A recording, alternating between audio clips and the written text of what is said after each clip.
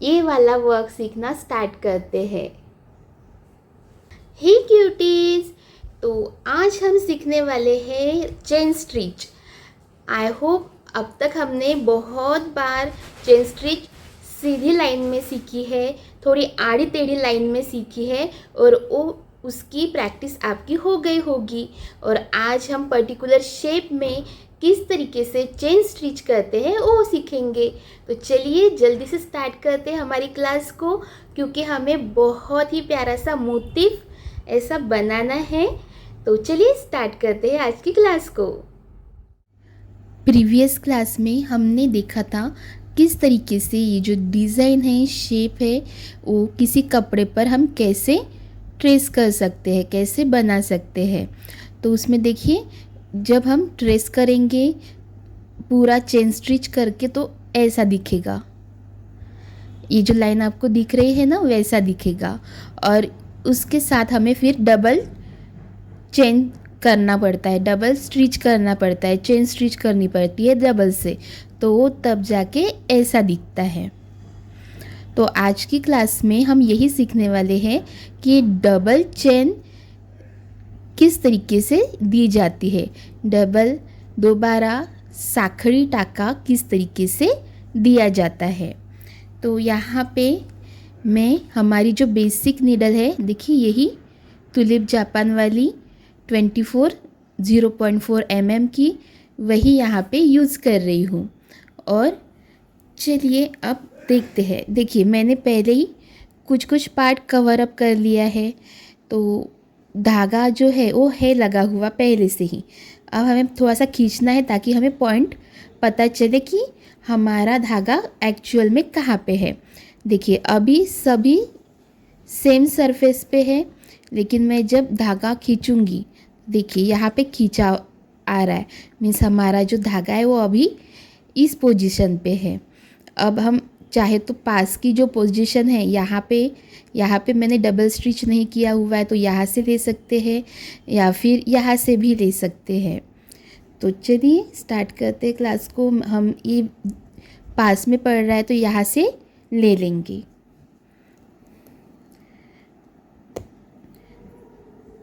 Same हमें नीचे से राउंड करना है और ऊपर से अब देखिए यहाँ पे नीडल डालनी है।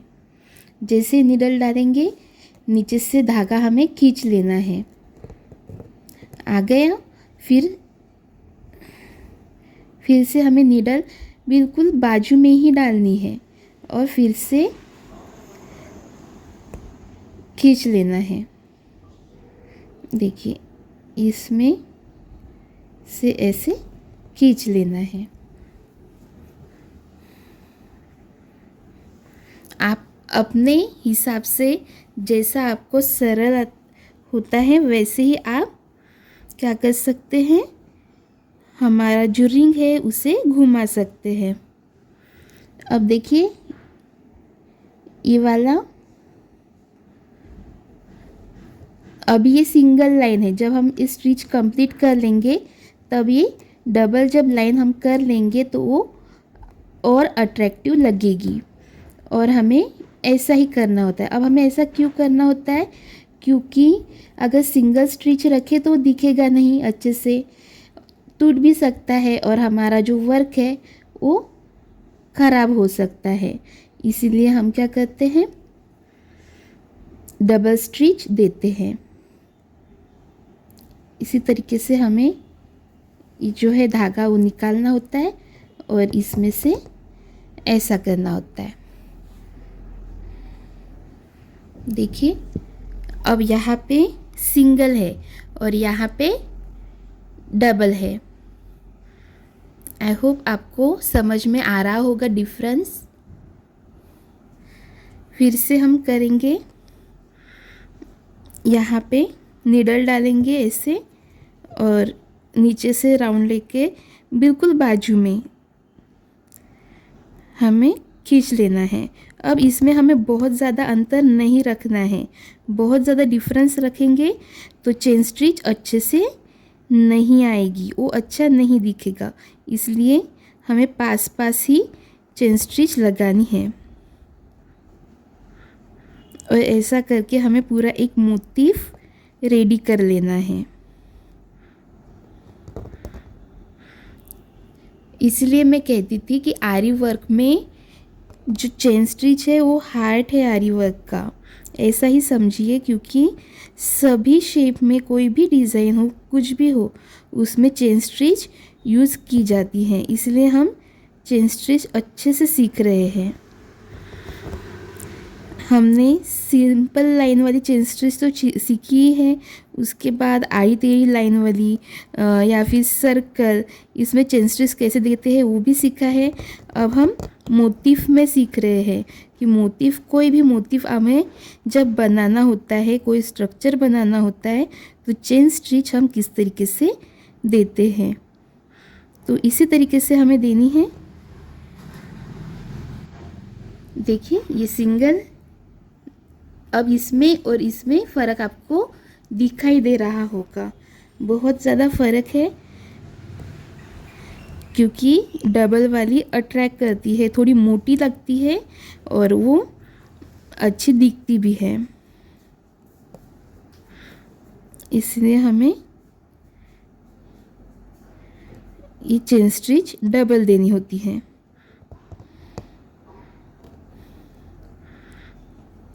तो इसी प्रकार से हमें चेन स्टिच बनानी है। तो आप भी ऐसे ही चेन स्टिच की प्रैक्टिस कीजिएगा, क्योंकि आपकी अभी तक सरल वाली चेन स्टिच की प्रैक्टिस तो हो चुकी होगी, लेकिन ये जो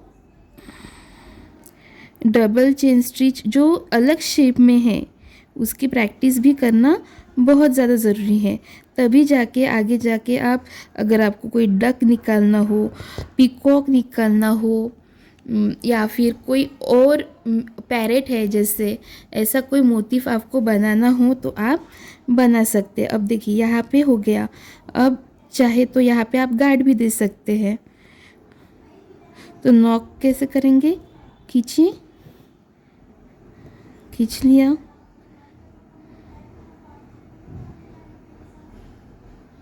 देखिए ये ऐसे खींच के, देखिए जो हमारा कपड़ा है ना वो बहुत प्रिंटेड है, तो इसमें कभी कभी जो है वो नहीं भी दिख सकता है।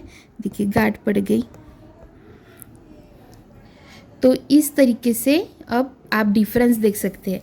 यहाँ पे हमने अभी डबल चेन स्टिच लगाई हुई है और यहाँ पे सिंगल वाली है डबल लगाने की है, और यहाँ पे भी देखिए सब हमने डबल किया हुआ है और ये सिंगल है। तो डिफरेंस आप देख ही सकते हैं कि किस तरीके से बदलाव है दोनों भी, इसमें कौन सा अट्रैक्टिव लग रहा है ये आप खुद देख सकते हैं। अगर सिंगल वाली ही रहने देंगे तो बाद में हम वर्क करेंगे तो ये बुझ जाएगी, नहीं दिखेगी।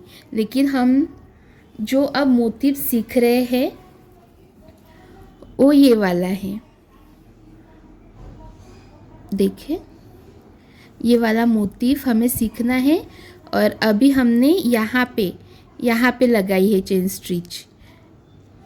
देखिए यहाँ पे दो चेन स्टिच है, इसलिए ये दिख रहा है, इतना दिख रहा है, और यहाँ पे एक ही चेन स्टिच है इसलिए वो नहीं दिख रहा है इतना।